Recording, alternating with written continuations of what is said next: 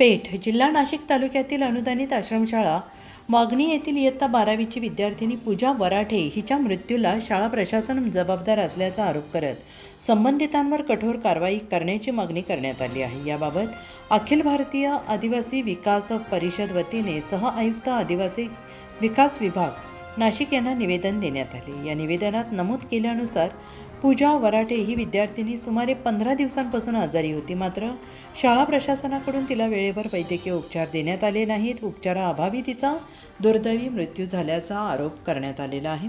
यापूर्वी अशा प्रकारच्या घटना शाळेत घडलेल्या असून त्यावेळी प्रकरणी दडपण्यात आल्याचा गंभीर आरोप करण्यात आलेला आहे। यासोबतच विद्यार्थ्यांना पुरेसे आणि दर्जेदार जेवण दिले जात नाही, शैक्षणिक साहित्य वेळेवर उपलब्ध होत नाही, आरोग्य सुविधांचा अभाव असल्यामुळे विद्यार्थ्यांचे आरोग्य धोक्यात येत आहे आणि अशा अनेक समस्या शाळेत असल्याचे निवेदनात नमूद करण्यात आलेले आहे। या पार्श्वभूमीवर संबंधित अनुदानित आश्रमशाळेची मान्यता रद्द करून ती शासकीय आश्रमशाळेत विलीन करण्यात यावी, तसेच स्त्री अधीक्षक, पुरुष अधीक्षक आणि मुख्याध्यापक यांना तात्काळ बडतर्फ करण्यात यावे अशी ठाम मागणी करण्यात आली आहे। कारवाई न झाल्यास येत्या 10 दिवसात पेठ 848 राष्ट्रीय महामार्गावर रास्ता रोको आंदोलन करण्यात येईल असा इशारा देण्यात आलेला आहे।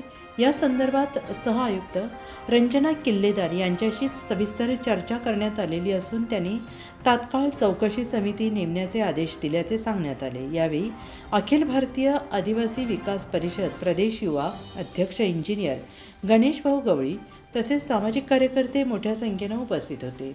उत्तर महाराष्ट्र न्यूज नेटवर्कसाठी पांडुरंग बिरार, प्रतिनिधी सुरगाणा, पेठ।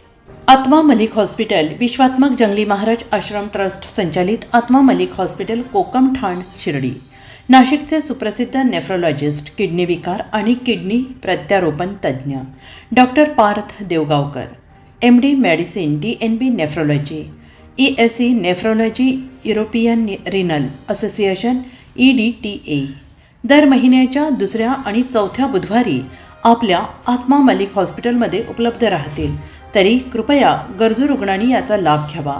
किडनी संबंधित विकारांची लक्षणे खालीलप्रमाणे: सकाळी उठल्यावर डोळ्याभोवती सूज येणे, चेहऱ्या किंवा पायावर सूज येणे, रक्तदाब किंवा मधुमेहाचा किडनी विकार, तरुणपणी उच्च रक्तदाब, रक्तातील युरिया क्रिएटिनचे प्रमाण वाढणे, लघवीमध्ये रक्त किंवा प्रोटीन जाणे, लघवी करताना त्रास होणे। शिर्डी कोपरगाव रोड, कोकमठाण, कोपरगाव